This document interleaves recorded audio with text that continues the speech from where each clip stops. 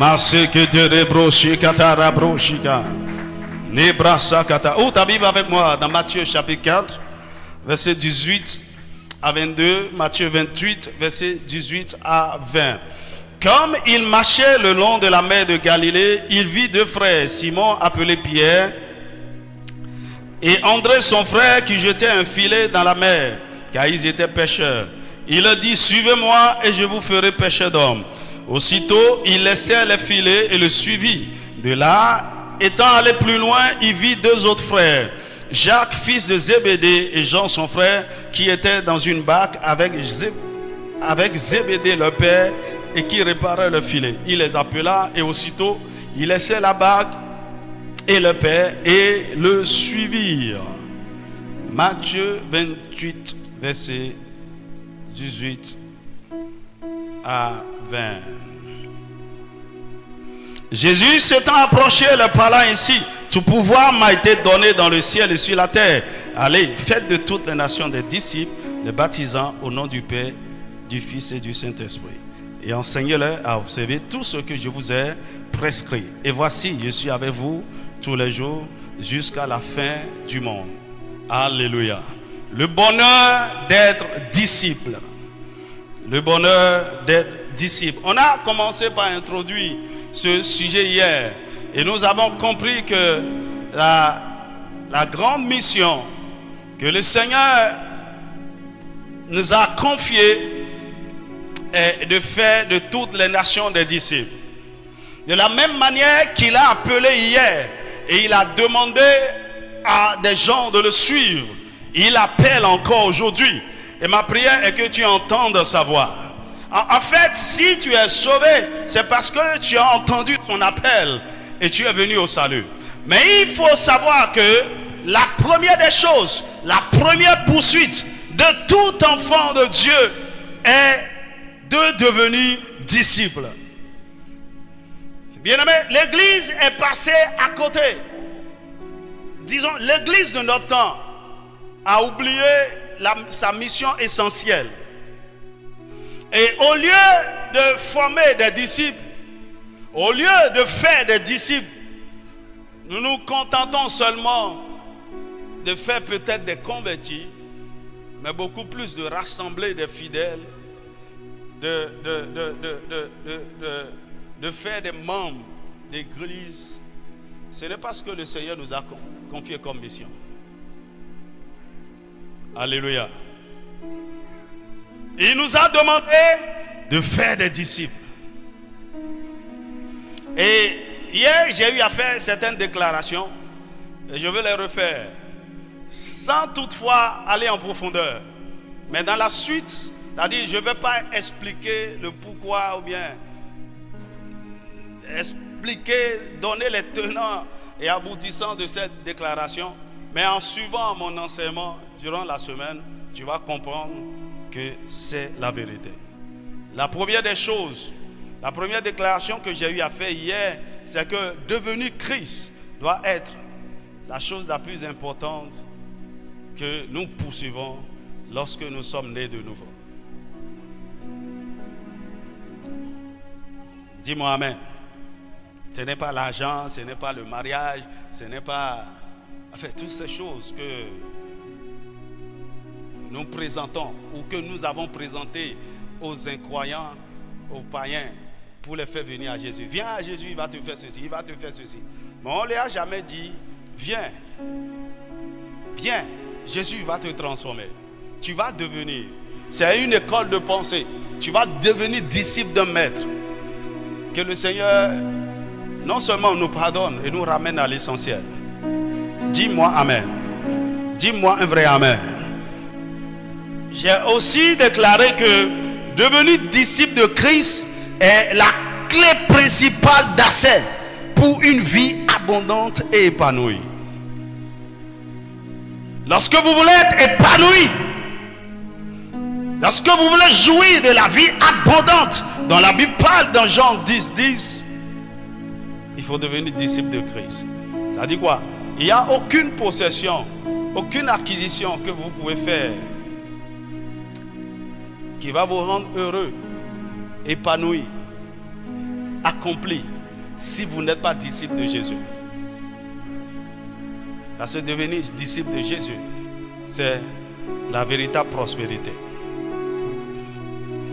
L'autre chose que j'ai dit hier, c'est que devenir disciple de Christ, c'est le chemin le plus sûr et le plus rapide pour accomplir notre destinée. Tu vois, parce que les disciples de Jésus l'ont suivi juste pendant 3 ans. Au bout de 3 ans, ils étaient propulsés dans leur destinée comme une flèche, bouleversant le monde. Mon ami, depuis 30 ans, depuis 20 ans, depuis 15 ans, depuis 10 ans, nous disons que nous sommes chrétiens. On ne sait même pas pourquoi Dieu nous a sauvés. On ne fait rien, on est inutile. Combien de gens sont inutiles aujourd'hui dans l'église? Nous rassemblons du monde, des foules, mais pas des disciples, des gens qui ne servent à rien. Quel gâchis! Le Seigneur nous fera miséricorde et transformera l'église de ce temps de la fin. Dis-moi Amen. Dis-moi Amen. Vous devez aussi savoir que le moyen le plus efficace pour être transformé, et ici je parle de la transformation des cœurs, de la transformation des mentalités, de la transformation des vies.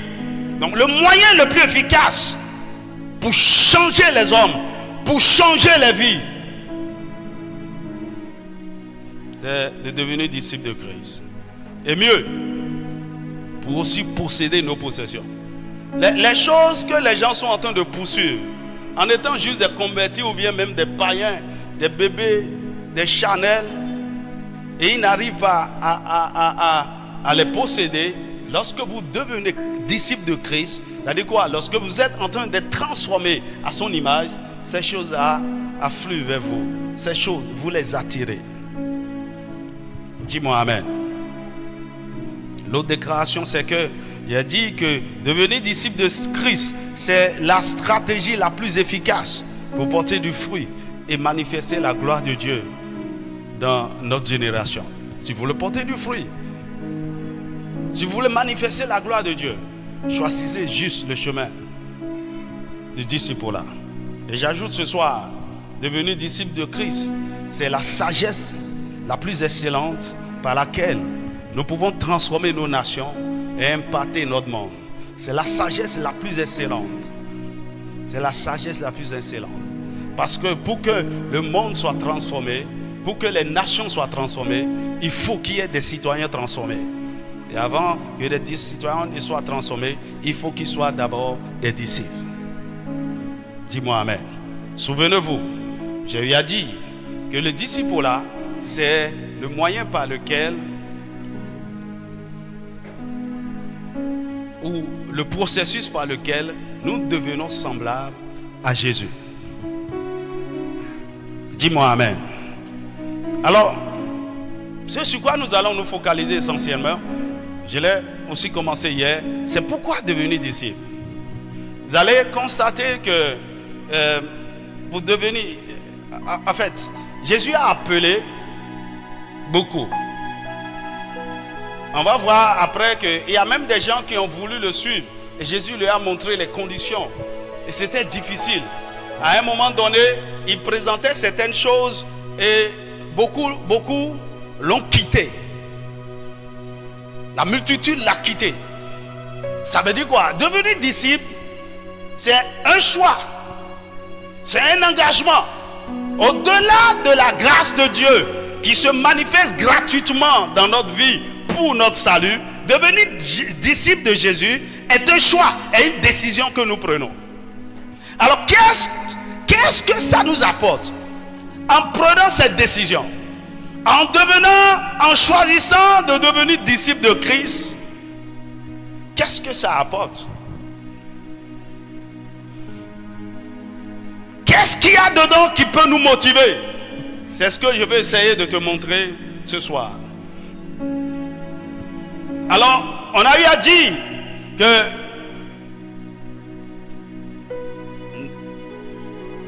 nous devenons disciples de Christ. C'est avantageux pour nous de devenir disciples de Christ. Premièrement parce que Dieu n'utilise que des hommes qu'il a formés. Amen. Dieu n'utilise que des hommes qu'il a formés. Et le disciple-là, c'est le processus de formation que le Seigneur a mis en place pour former des hommes qu'il veut utiliser. Donc, vous pouvez voir, même dans nos États, dans nos républiques, on n'utilise pas.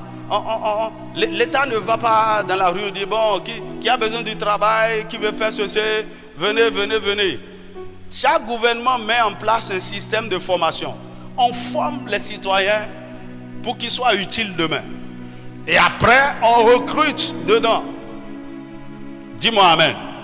Alors, Dieu lui-même, pour bâtir son royaume et pour faire avancer son royaume sur la terre, il a mis en place un système de formation. Et ça, le disciple là. Et au moment où il aura besoin de quelqu'un, il choisit seulement parmi les disciples. Il choisit parmi les gens qui sont qualifiés. Il choisit parmi les gens qui il sait que celui-ci l'avait suivi. Et il connaît ses compétences, il connaît ses qualifications. Alors il peut être utilisé par Dieu. Dis-moi amen. On en a parlé hier. Je passe au deuxième point. Pourquoi devenir disciple de Christ? Deuxièmement, c'est ce qui nous qualifie pour être de grands leaders dans le royaume. C'est ce qui nous qualifie pour être de grands leaders dans le royaume de Dieu. Luc chapitre 6, verset 40. La Bible déclare, le disciple n'est pas plus que le maître, mais tout disciple accompli sera comme son maître. Le disciple n'est pas plus grand que le maître, mais tout disciple accompli sera comme son maître. Ça c'est Louis II. Dans la version Parole vivante, il a écrit, un disciple ne surpasse jamais son maître. Mais lorsque sa formation sera achevée, il lui sera en tout point semblable. Un disciple ne surpasse jamais son maître. Mais lorsque sa formation sera achevée, il lui sera en tout point semblable. Alors, j'ai eu à dire hier que le processus de formation des disciples est un processus à vie. Mais, il y a ceci que vous devez remarquer. Lorsque, par exemple, quelqu'un a fait 7 ans dans une faculté de médecine pour devenir médecin, le jour où on lui remet le diplôme, dit, il a fait,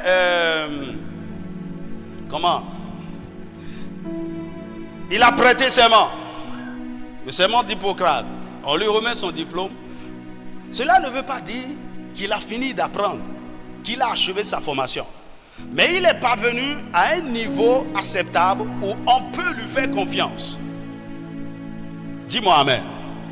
Donc, il ne faut pas croire que le terme que la Bible utilise dit, en disant que lorsque sa formation sera achevée, il ne faut pas croire qu'un moment vient et puis on a fini d'apprendre. Non, c'est une manière de dire, lorsque la personne atteint un niveau acceptable de compétence, on peut le relâcher. Ok? Mais il continue d'apprendre. Celui-là peut être semblable à son maître. Dis-moi amen. Oh, dis-moi un vrai amen. Donc, lorsqu'on libère un couturier, on n'est pas en train de dire, maintenant tu as fini d'apprendre, c'est bon. Qui a déjà remis son tissu à un couturier, une couturière, et puis il a tout gâté. Et puis tu te demandes, mais tu as appris ça là où? Qui t'a libéré? Je me rappelle qu'un couturier m'a fait un pantalon. C'est pour la première fois que j'ai vu une poche qui peut descendre jusqu'au genou. Et puis, et c'est pas, le pantalon n'était pas centré. J'ai testé un autre, 2 pantalons. Je ne peux pas porter. Mais il est patron et il a apprenti. Dis-moi amen. Et donc, il est arrivé quelque part, on a dit, ok, on peut te libérer, mais il doit continuer par apprendre. Dis-moi amen. Donc, lorsque la Bible dit que tout disciple accompli, donc tout disciple qui a déjà appris l'essentiel, qui est parvenu à un niveau de maturité, de compréhension et de transformation, ce qu'on remarque, c'est qu'il ressemble à son maître. Dis-moi amen. Donc, je rappelle, le but final du disciple-là, c'est que nous soyons semblables à Jésus. Or, Jésus, c'est le plus grand leader que le monde n'ait jamais connu. Le plus grand leader de tous les temps. Dis-moi amen. Donc, en devenant disciples, nous sommes en préparation pour être de grands leaders à l'image de Jésus. Un grand leader serviteur. Personne n'a jamais servi les hommes comme ça, jusqu'à livrer sa vie pour eux.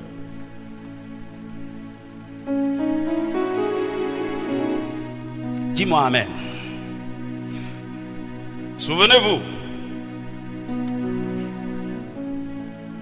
c'est parmi ses disciples en formation que Jésus, à un moment donné, a choisi 12. Et il les a établis comme apôtres. Il dit, voici les 12 apôtres. Luc chapitre 6, verset 13. Il dit, quand le jour parut, il appela ses disciples et il en choisit 12 auxquels il donna le nom d'apôtres. Il appela 12 auxquels il donna le nom d'apôtres. Dis-moi amen. Mais ils sont nombreux. Jésus a vu que ces 12 sont venus à un niveau où il peut les établir au-dessus des autres. Est-ce que quelqu'un me suit?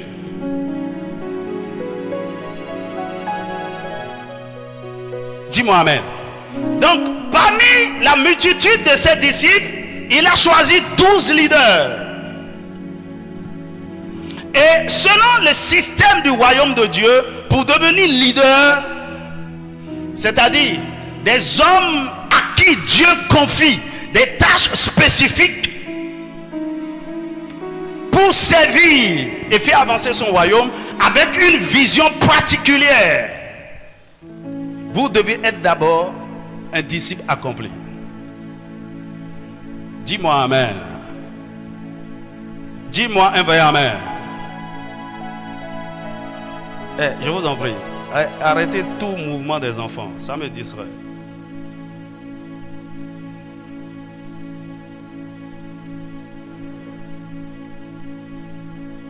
Je disais donc, le système du royaume, selon le système du royaume de Dieu, lorsque Dieu veut établir des disciples, c'est-à-dire des gens à qui il veut confier des tâches spécifiques, avec une vision particulière, pour faire quelque chose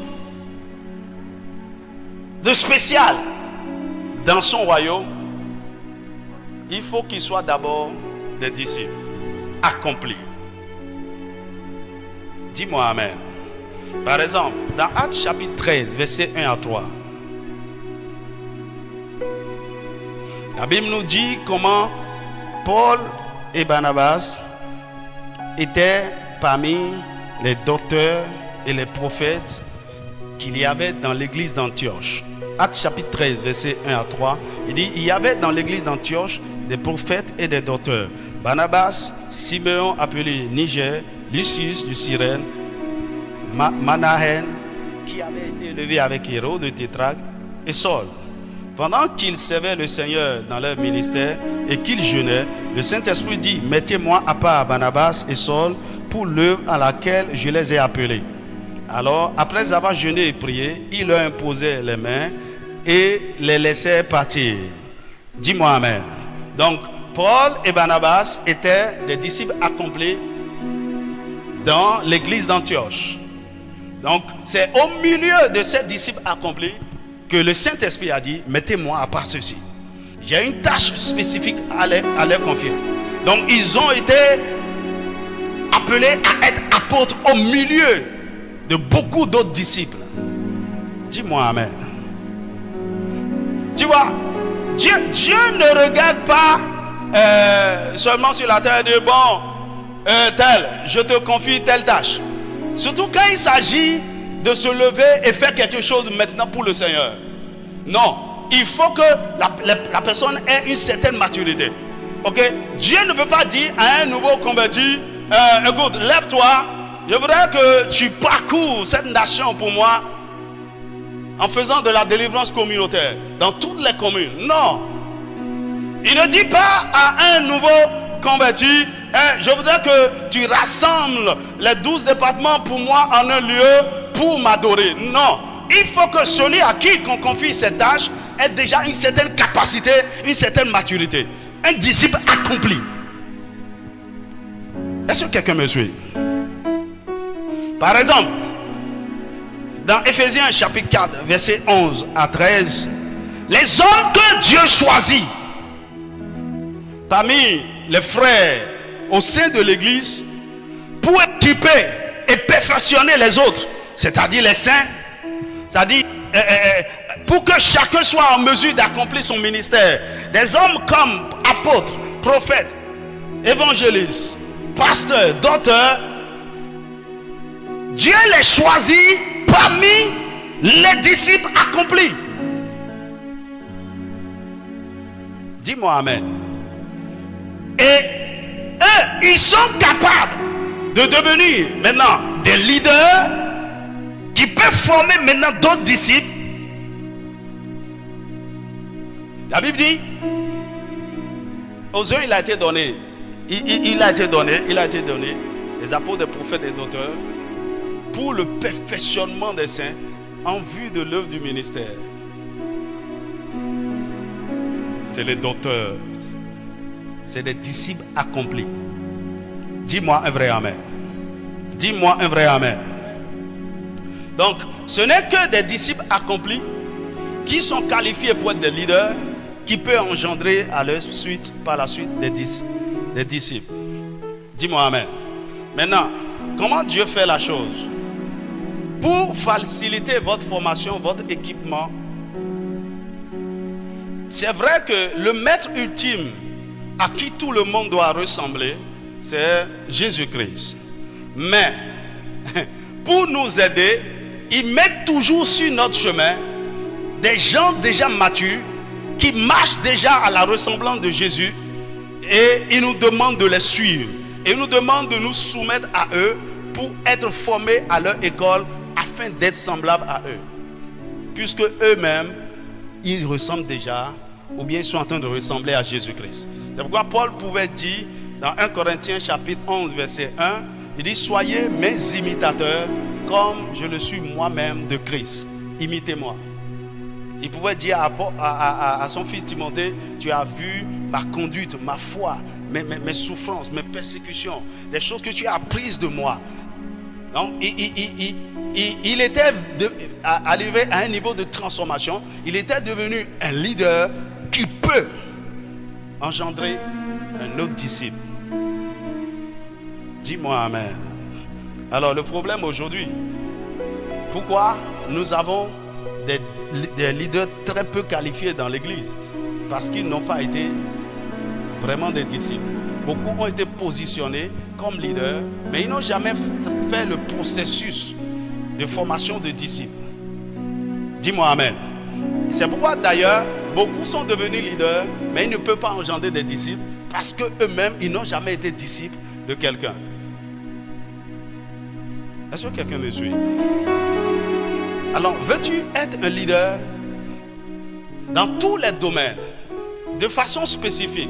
Dieu ne nous a pas appelés pour accomplir les mêmes choses. De la même manière, j'ai été appelé à être docteur et pasteur. D'autres sont appelés pour accomplir d'autres tâches. Mais, à la base, notre formation est la même. Est-ce que quelqu'un me suit? Ça dit quoi? Dans l'école de Jésus, lorsque vous êtes appelé à n'importe quelle tâche, tout le monde suit des cours en tronc commun pendant un temps. Je ne sais pas si quelqu'un me suit. Tout le monde fait le même cours. La base est la même. À un moment donné, selon notre appel, il commence par, comment on va dire, spécialiser notre formation. Mais nous avons tous la même base en tant que disciples accomplis. Dis-moi amen. Donc par exemple dans l'église, si je suis pasteur, si je suis chantre, si je suis intercesseur, si je suis évangéliste, quelle que soit la tâche que j'assume dans la maison de Dieu, je dois avoir au préalable une formation de disciple. Dis-moi amen. Que le Saint-Esprit te donne la compréhension du reste. On ne peut pas tout dire. Pourquoi devenir disciple? Troisièmement, c'est le moyen le plus efficace pour accomplir la grande commission. C'est le moyen le plus efficace pour accomplir la grande commission. Jésus a dit dans Matthieu 28, verset 19, allez, faites de toutes les nations des disciples. Donc Jésus n'a pas dit allez faire des convertis, allez faire des membres d'église, allez faire des fidèles de dénomination, mais allez faire des disciples. Toutes les nations. Ok. Alors, beaucoup de gens ont compris une partie de cette commission. Beaucoup de gens croient que la commission veut dire aller évangéliser et gagner des âmes. C'est bon. Mais si c'est tout ce que nous faisons, la grande commission ne sera pas accomplie. Parce qu'il ne s'agit pas seulement d'évangéliser et de gagner des âmes ou de faire des convertis. Ces convertis doivent devenir des disciples. Autrement dit, si je vais dans un village et je gagne 1000 âmes pour le Seigneur et je ne les suis pas pour les transformer en disciples, je n'ai rien fait. Parce que 1000 personnes converties à Jésus, mais qui ne sont pas transformées à l'image de Jésus, c'est comme des païens. Ça n'apporte rien, ça n'apporte aucun changement. C'est pourquoi nous avons des méga églises, des méga churches avec des milliers de membres. Mais l'église n'a aucun impact, l'église n'a aucune influence.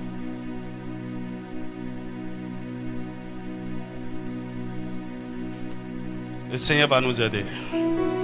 Oh, le Seigneur va nous aider pour changer les choses. Dis-moi amen. Alors, dans la pratique, vous devez savoir ceci. Il n'y a que des disciples qui peuvent engendrer des disciples. Pourquoi même évangéliser est un problème aujourd'hui? Parce que la tâche d'évangélisation est confiée normalement aux disciples. Est-ce que quelqu'un me suit? Mais on veut envoyer juste des convertis pour aller gagner des âmes. Donc ils n'ont pas la maturité, ils n'ont pas la capacité, ils n'ont pas les ressources, ils n'ont pas la grâce, ils n'ont pas la notion qu'il faut pour faire le travail. Par conséquent, notre évangélisation ne porte pas de fruits réellement. Quand Jésus envoyait ses disciples dans les évangiles, il les envoyait 2 à 2, il envoyait 70, il envoyait un plus grand nombre après pour aller prêcher le royaume, guérir, chasser. Ce n'est pas encore la grande commission. Ils étaient en formation, mais il les envoyait juste en stage. Il les envoyait pour faire des expériences. Dans le processus de formation des disciples, ceci est important et nécessaire. Les disciples doivent essayer, doivent tester les choses. Maintenant, quand il a compris que ils sont venus à la maturité et surtout qu'ils ont 12 leaders établis, Jésus peut mourir maintenant. Alors il est allé à la croix et après sa résurrection, il est venu les voir et dit maintenant, allez, faites de toutes les nations des disciples. je vous ai formé comme disciples, vous êtes déjà des leaders, allez. Dis-moi amen. Alors, dans la grande commission, il y a un cycle. Dans le processus de formation de disciples, il y a un cycle. Donc, lorsqu'on évangélise, on gagne un converti. Le converti doit rentrer dans le processus de disciple-là pour être transformé en disciple. Et quand il devient disciple, il doit aussi évangéliser à son tour. La technique, donne-moi l'image là, c'est possible. Et je ne sais pas si tout le monde peut voir. Est-ce que tout le monde voit de loin? Alors, c'est le cycle continu de disciples. En haut, on a l'évangélisation. Nous allons témoigner. Nous allons prêcher la bonne nouvelle. Lorsque nous allons prêcher la bonne nouvelle, nous faisons des convertis. Alors, le converti doit être pris en charge dans le disciple-là.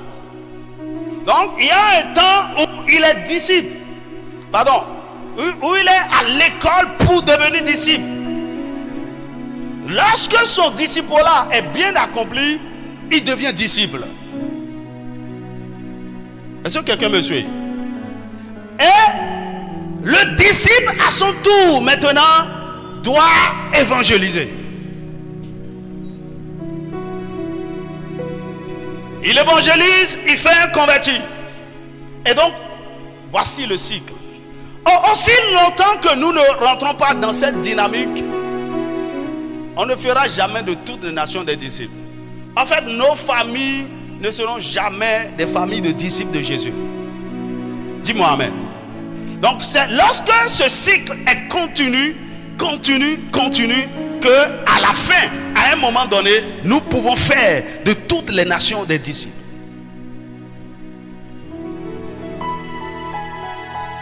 Dis-moi amen. Dis-moi amen.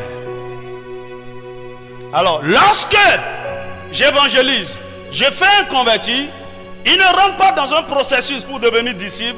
Qu'est-ce qui se passe? Le cycle s'arrête. C'est pourquoi Paul dit à Timothée, dans 2 Timothée, chapitre 2, verset 2, il dit: ce que tu as appris de moi en présence de beaucoup de témoins, confie-le à des gens fidèles qui seront capables de l'enseigner aussi à d'autres. C'est un cycle. Pourquoi c'est compliqué aux gens même d'intercéder pour le salut des gens de leur famille? En réalité, beaucoup d'entre nous n'avons été jamais disciples. On n'a pas été équipés réellement pour être des disciples. Mais on nous efforce à faire ou à accomplir la tâche ou la mission des disciples. Ma prière est que le Seigneur transforme toute cette assemblée en une famille de disciples.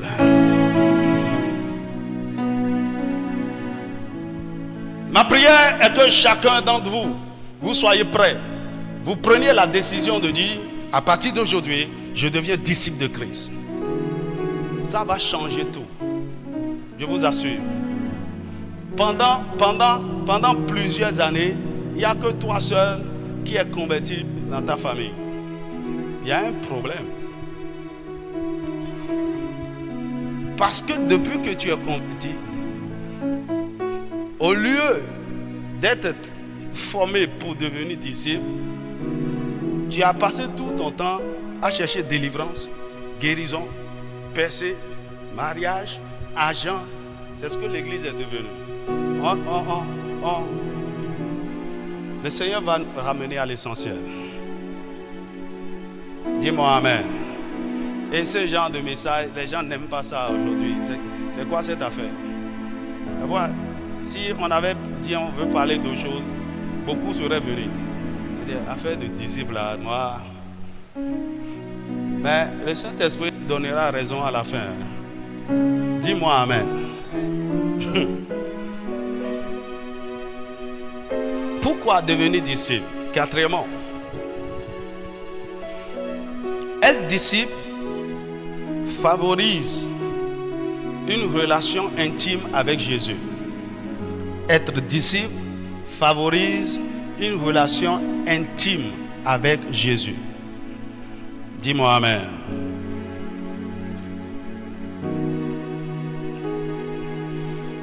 Alors, le discipolat est un instrument qui amène un homme dans une relation intime et profonde avec le Maître Jésus. Jésus nous appelle en priorité pour que nous soyons avec lui, pour que nous demeurions attachés à lui avant d'être envoyés. Marc chapitre 3, verset 13 à 15. Il monta ensuite sur la montagne et appela ceux qu'il voulut. Et il vint auprès de lui. Il en établit 12 pour les avoir avec lui et pour les envoyer prêcher avec le pouvoir de chasser les démons. Donc il a choisi les 12 pour les avoir avec lui. Avec lui. Donc c'est dans une relation, c'est dans une communion. Dis-moi Amen. Vous allez constater que les disciples que Jésus a formés, ils ont été efficaces en 3 ans parce que lorsqu'il les a appelés, ils ont tout abandonné et l'ont suivi. Dis-moi Amen. Pendant les 3 années, ils ne sont pas retournés chez eux. Ils ne venaient pas juste à l'église le dimanche. Ils ne venaient pas de temps en temps quand ils ont le temps en réunion d'inter-semaine. Ils suivaient Jésus. Et partout où allait Jésus, ils allaient avec lui. Ils mangeaient avec lui. Ils dormaient là où il dormait. Ils ont suivi, c'est-à-dire ils ont observé le maître. C'est-à-dire quoi? Celui qui sont appelés à ressembler, à refléter, ils le voyaient. Donc Jésus manifestait tout ce qu'il était en termes de caractère, en termes de vertu, en termes de puissance, en termes de nature divine. Ils voyaient tout, ils expérimentaient tout. Dis-moi Amen. Tu vois, ma question aujourd'hui, la façon dont on fait église aujourd'hui là, est-ce qu'on peut réellement faire des disciples? La Bible dit dans l'église primitive, ils se réunissaient jour après jour. Et ils étaient assidus au temple, assidus dans la prière, dans les enseignements des apôtres, dans la communion fraternelle et dans les prières. Aujourd'hui, les gens n'ont même pas le temps pour être réguliers à l'église. Pour être réguliers. Écoutez, vous voulez devenir, je ne sais pas, dites-moi quelque chose. Analyse informatique ou programmeur. Maintenant, quand vous avez obtenu l'admission, vous allez au cours quand vous voulez, quand vous avez le temps, quand ça vous plaît. Il n'y a pas de problème. Au bout de 2 ans, vous serez un grand programmeur. C'est vrai, non? Ou bien. Parce que de toute façon, il suffit d'inscrire, d'émarger son nom d'étudiant. Au bout de 3 ans, là, on va te donner le diplôme. Aucune école ne fait d'ailleurs ça. Mais à l'église, là, on veut avoir ça. On veut que ça fonctionne comme ça. Des gens qui n'ont jamais suivi des enseignements de Jésus, des gens qui n'ont jamais suivi, il y a des choses particulières, ok, que le maître voudrait vous enseigner. Vous n'êtes jamais là. Dis-moi Amen. Je suis sûr que des gens comme Judas, il manquait certains cours.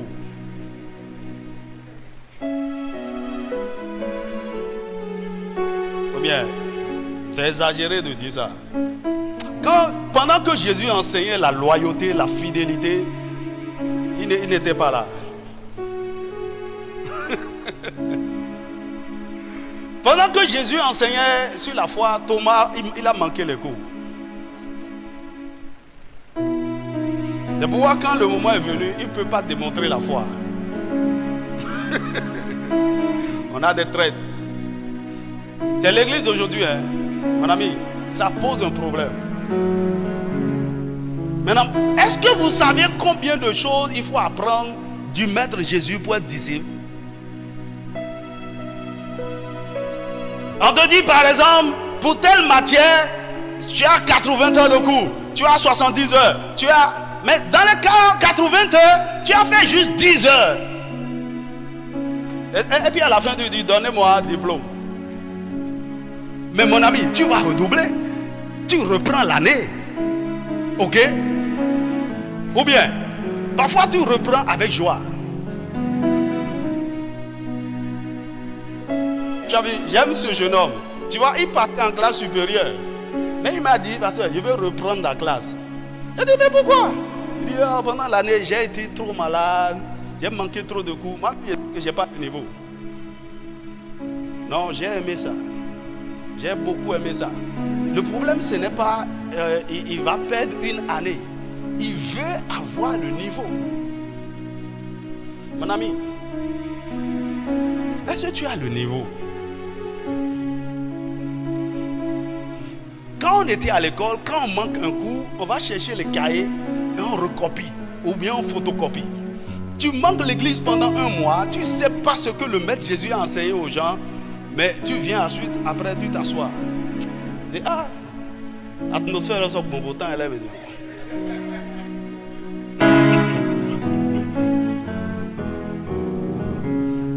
Écoutez, dans l'école de Jésus, beaucoup sont en train de redoubler la première année depuis 10 ans. Que Dieu te fasse miséricorde et que le jury te fasse indulgence. Je ne veux pas passer avec indulgence. Passe, c'est-à-dire, faire doubler les ogbe, mais il faut passer. Non.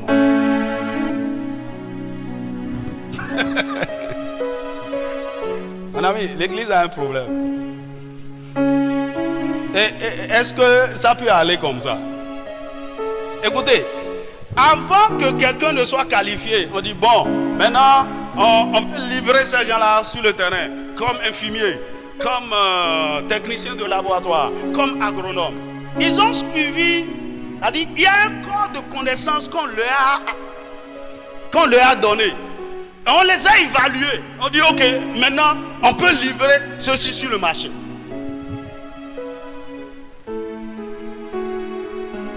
Mais ici, ce qui est terrible, il ne s'agit pas juste d'apprendre les leçons, d'apprendre des techniques, des compétences. Dans le discipulat, c'est un aspect de transmission de vie et de caractère. C'est plus sérieux que la formation d'un médecin.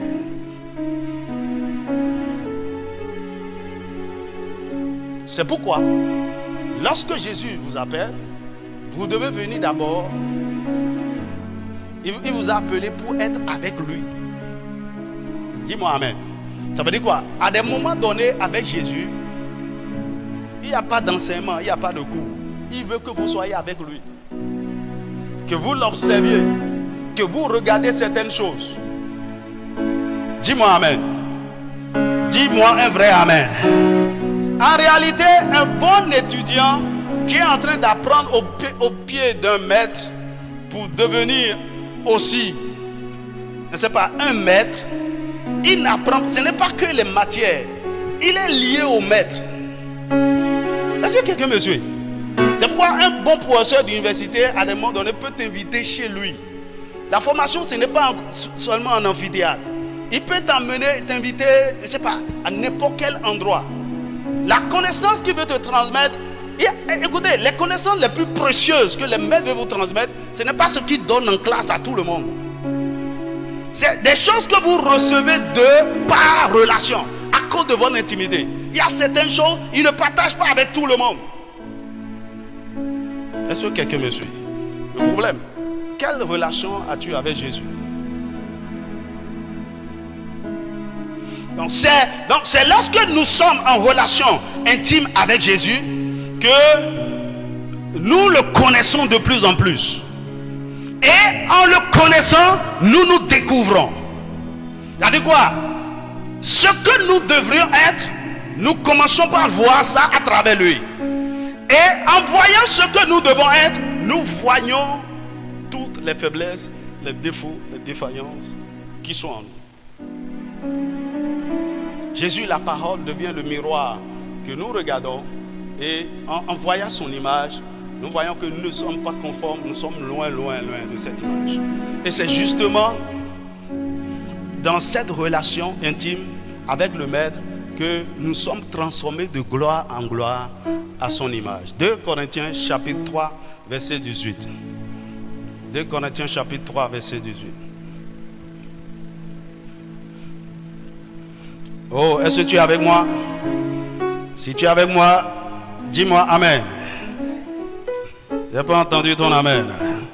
2 Corinthiens 3, 18. Il dit, nous tous, dont le visage découvert reflète la gloire du Seigneur. Nous sommes appelés à refléter sa gloire à son image. Il dit quoi?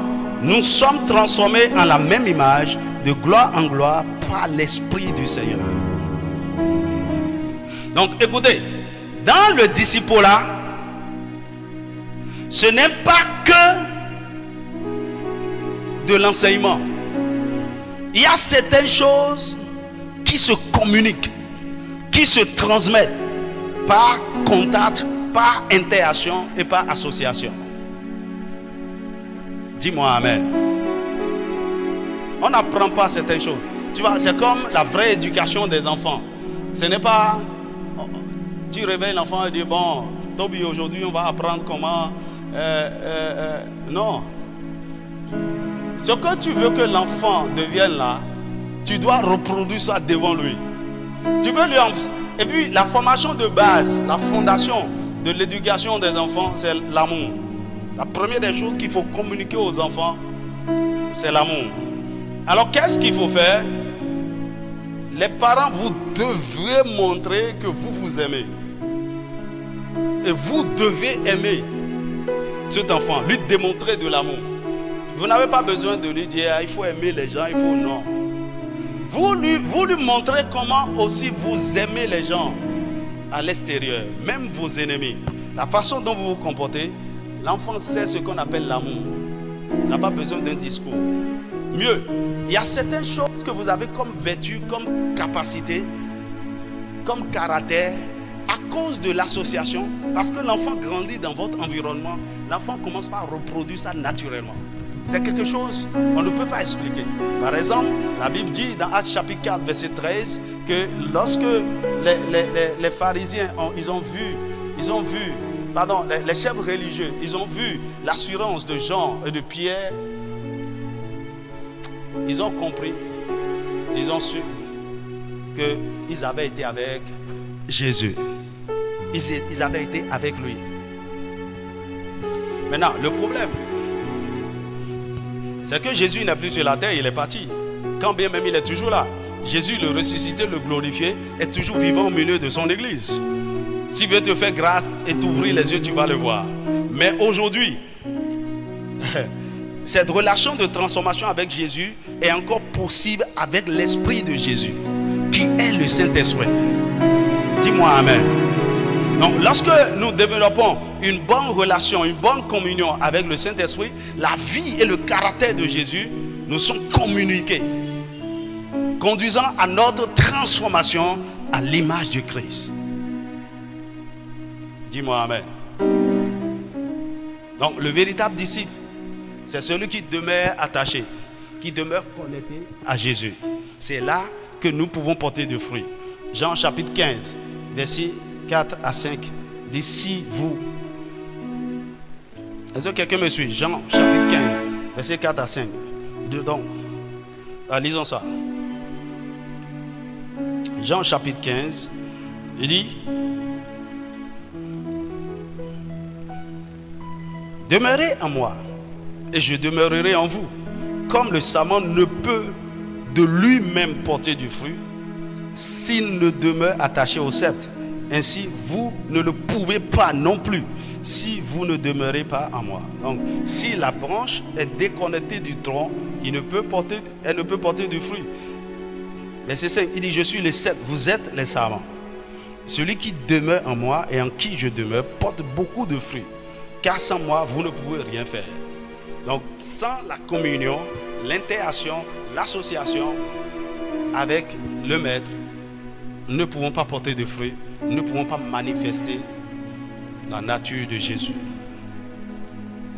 Dis-moi amen.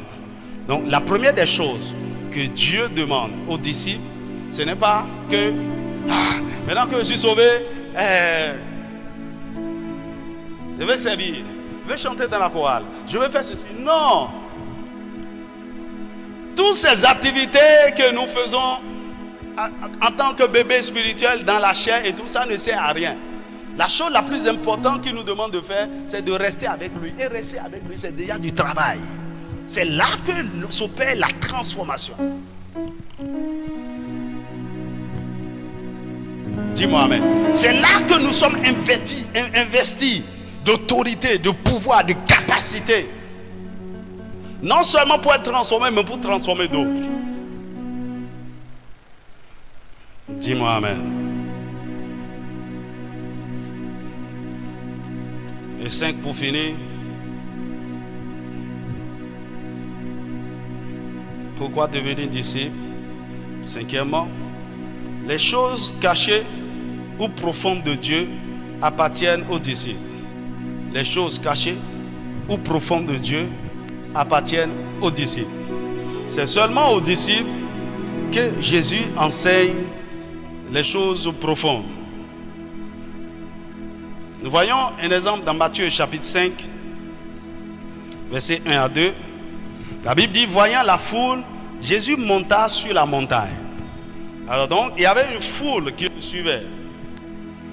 Et Jésus est monté sur la montagne. Et le texte dit, et après qu'il se fut assis, donc il est monté sur la montagne, il s'est assis. La Bible dit, ses disciples s'approchaient de lui. Autrement dit, il y a la foule qui était avec lui. Jésus est monté sur la montagne, il s'est assis. Et ses disciples se sont approchés de lui. Ça veut dire quoi? Ses disciples aussi sont montés sur la montagne. Est-ce que quelqu'un me suit? Pour être près de Jésus, autour de Jésus. Et la Bible dit, puis, ayant ouvert la bouche, il les enseigna et dit. Donc Jésus a commencé par enseigner ses disciples qui étaient autour de lui. La foule est restée en bas ou est retournée chez elle.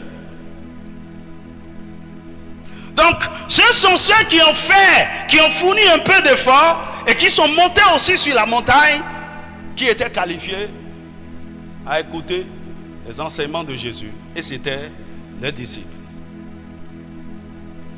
Dis-moi amen. Durant son ministère terrestre, vous allez constater que Jésus parlait beaucoup en parabole à la foule. Et après avoir parlé en parabole à la foule, il se retirait après avec ses disciples et il commence par leur expliquer. Par exemple, dans Matthieu chapitre 13, à partir du verset 10, après avoir donné la parabole du semeur, à partir du verset 10, chapitre 13, à partir du verset 10, la Bible dit, les disciples s'approchaient et lui disent, pourquoi leur parles-tu en parabole? Jésus leur répondit, parce qu'il vous a été donné de connaître les mystères du royaume des cieux. Il a été donné aux disciples de connaître les mystères du royaume des cieux et que cela ne leur a pas été donné. Donc, il y a une grâce qui a été donnée aux disciples de comprendre les mystères. Mais ceux qui sont dehors, la grâce ne leur a pas été donnée. Dis-moi amen. Il dit, car on donnera à celui qui a et il sera dans l'abondance. Est-ce que vous ne constatez pas que c'est ainsi? C'est ceux qui sont en train de grandir dans la connaissance de Dieu qui reçoivent encore plus de connaissances. Est-ce que quelqu'un me suit? Tu vois, par exemple, parce que je suis devant toi en train de te communiquer la connaissance par rapport aux disciples là, je reçois plus de connaissances. Il m'a été donné, je reçois encore plus. Il dit, mais, à celui qui n'a pas, on ne donnera même ce qu'il a. C'est pour dire, celui qui est ignorant, qui ne comprend rien, il ne reçoit rien. Le peu qu'il semble avoir même, on lui retire ça. C'est pourquoi c'est dangereux d'avoir juste une petite connaissance, une connaissance superficielle de Dieu et de s'asseoir sur ça. Cette connaissance va s'évaporer. Est-ce que quelqu'un me suit? Et il a dit, c'est pourquoi je leur parle en parabole, parce qu'en voyant, ils ne voient point, et qu'en entendant, ils n'entendent ni ne comprennent. Et pour eux s'accomplit cette prophétie d'Ésaïe. Vous entendez de vos oreilles et vous ne comprendrez point. Vous regarderez de vos yeux et vous ne verrez point, car le cœur de ce peuple est devenu insensible. Ils ont endurci leurs oreilles et ils ont fermé leurs yeux, de peur qu'ils ne voient de leurs yeux, qu'ils entendent de leurs oreilles, qu'ils ne comprennent de leur cœur, qu'ils ne se convertissent et que je ne les guérisse. Dis-moi amen. Ces gens dont la Bible parle ici, là, il y en a ici. Hein? Oh oui. Sois en train d'expliquer tout ce que tu veux. En fait, ils ne comprennent rien. En fait, tu les ennuies même. Il y en a ici. Hein? Écoute, quand je suis en train de parler là, celui qui est en train de m'écouter, je sais. Celui qui est en train de comprendre quelque chose, je sais. C'est-à-dire qu'ils ne voient rien, ils ne comprennent rien, ils n'entendent rien, ils sont bouchés. Ce ne sont pas des disciples. Il dit, mais heureux sont vos yeux parce qu'ils voient et vos oreilles parce qu'elles entendent. Je vous le dis en vérité, beaucoup de prophètes et de justes ont désiré voir ce que vous voyez et ne l'ont pas vu, entendre ce que vous entendez et ne l'ont pas entendu. Pourquoi? Ils n'ont pas été disciples. Aujourd'hui, nous sommes disciples à cause de Jésus. Maintenant, après avoir dit ça, il a dit au verset 18, il dit, vous donc, écoutez ce que signifie la parabole du semeur. Maintenant, il veut l'expliquer. Et après, il donne encore une deuxième parabole, où il dit, un homme a semé du blé dans son champ, et pendant que les gens dormaient, l'ennemi est venu semer l'ivraie. Au verset 36, il a expliqué encore cette parabole. Il dit, au verset 36, il avait dit, alors il renvoya la foule. Donc, après avoir donné une deuxième parabole, il renvoya la foule. Il dit, et entra dans la maison. Ses disciples s'approchaient de lui et dit, explique-nous la parabole de l'ivraie du champ. Et il répondit, celui qui sème la bonne semence, c'est le Fils de l'homme. Le champ, c'est le monde. La bonne semence, ce sont les fils du royaume. L'ivraie, ce sont les fils du malin. L'ennemi qui l'a semé, c'est le diable. La moisson, c'est la fin du monde. Les moissonneurs, ce sont les anges. Et il explique maintenant les choses aux disciples. Écoutez ceci. C'est aux disciples que Jésus accorde l'esprit de révélation. Si vous n'êtes pas disciple, l'esprit de révélation, c'est l'esprit qui nous amène à comprendre, à être illuminé. Selon Éphésiens chapitre 1, verset 16 à 20, comme Paul priait, il dit, je ne cesse de prier pour vous. Et ce que je demande, c'est que le Seigneur vous accorde un esprit de sagesse et de révélation dans sa connaissance, qu'il illumine les yeux de votre intelligence. Mes amis, ce sont les disciples. Alléluia. C'est les disciples qui ont l'esprit de révélation et qui comprennent les choses. Et lisons ce texte pour finir. 1 Corinthiens chapitre 2, verset 9 à 14. La Bible nous parle de l'esprit de révélation. Mais cet esprit de révélation est le partage de ceux qui aiment Dieu. Qui sont ceux qui aiment Dieu? Ce sont d'abord les disciples. Il dit, mais comme il est écrit, 1 Corinthiens chapitre 2, versets 9 à 11. Mais comme il est écrit, ce sont des choses que l'œil n'a point vues, que l'oreille n'a point entendues, et qui ne sont point montées au cœur de l'homme, des choses que Dieu a préparées pour ceux qui l'aiment. Donc des choses cachées. Maintenant, Dieu nous les a révélées par l'esprit. Donc par l'esprit de révélation. Car l'esprit sonde tout, même les profondeurs de Dieu. Qui donc parmi les hommes connaît les choses de l'homme, si ce n'est l'esprit de l'homme qui est en lui? De même, personne ne connaît les choses de Dieu, si ce n'est l'esprit de Dieu. Or, nous n'avons pas reçu l'esprit du monde, mais l'esprit qui vient de Dieu, afin que nous connaissions les choses que Dieu nous a données par sa grâce. Comment nous connaissons ces choses? Par l'esprit qui vient de Dieu, l'esprit de révélation. Et nous en parlons non avec discours qu'enseigne la sagesse humaine, mais avec ceux qu'enseigne l'esprit, employant un langage spirituel pour les choses spirituelles. Mais l'homme naturel n'a pas les choses de l'esprit de Dieu, car elles sont une folie pour lui. Et il ne peut les connaître parce que c'est spirituellement qu'on en juge. Qu'est-ce que je vais vous te dire? Si vous n'êtes pas un disciple de Jésus, vous serez un chrétien superficiel, un chrétien léger, charnel, sans aucune profondeur, sans aucun poids. Vous serez ignorant et victime de beaucoup de choses. Par conséquent, vous ne serez jamais un homme libre, parce que ce sont ceux qui connaissent la vérité qui sont affranchis. Vous ne serez jamais épanoui. Vous serez incapable de dominer votre monde, car nous dominons par la connaissance. Dis-moi amen. Peut-être on va le voir demain. L'une des choses qui caractérise les disciples, c'est ceux qui demeurent dans la parole. Et ils ont du plaisir à demeurer dans la parole, parce que toutes les fois qu'ils s'accrochent à la parole, Dieu leur révèle des choses. Dis-moi amen. Et la révélation appelle la révélation. La profondeur appelle la profondeur.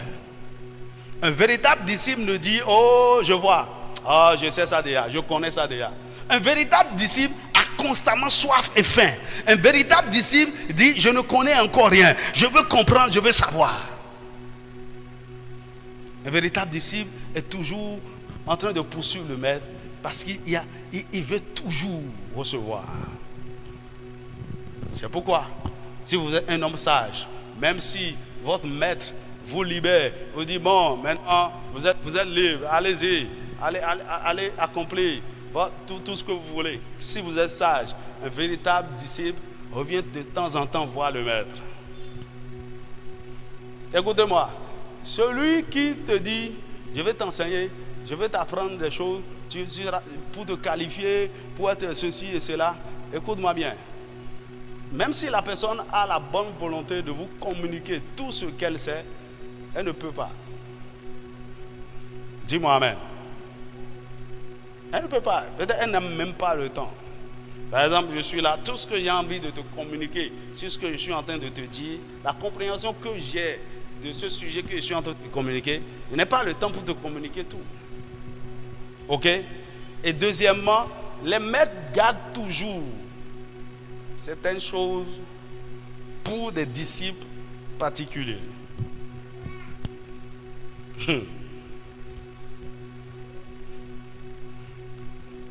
Et c'est quand vous êtes sage, humble, et vous poursuivez son cœur, il vous communiquera des choses très profondes et très secrètes. Dis-moi amen. C'est pourquoi c'est seulement pour les disciples que la parole de Dieu se renouvelle chaque matin, chaque matin, chaque matin. Il veut comprendre encore et encore. Mon ami, est-ce sur la base de ce que tu as entendu ce soir, tu as le désir de devenir disciple de Christ? Je t'ai dit, pour tout rappeler, que c'est seulement ceux-là que Dieu a eu à former qui l'utilisent.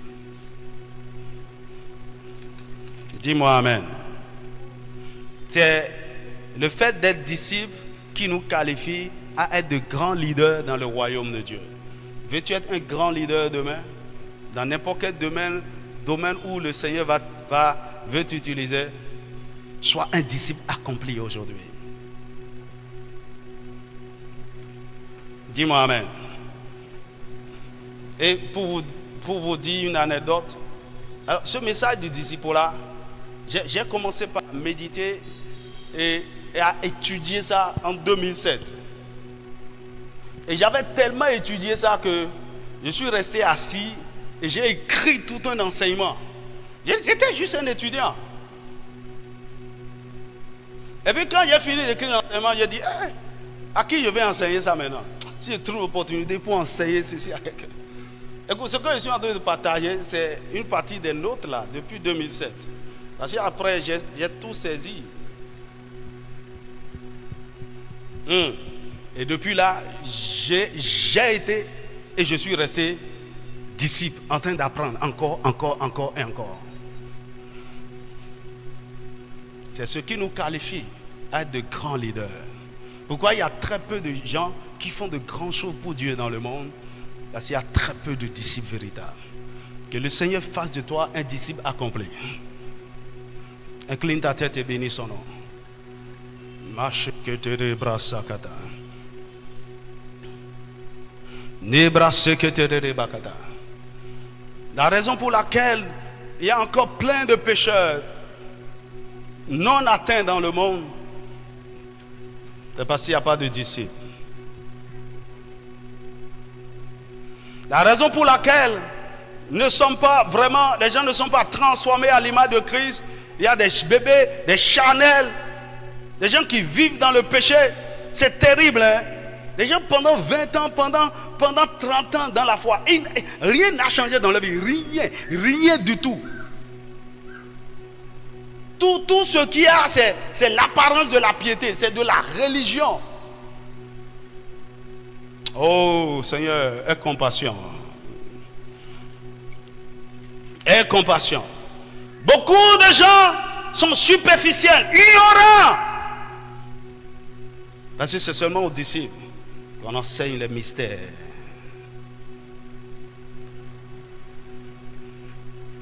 Oh, dis Seigneur, je veux être ton disciple. Un véritable disciple de Christ.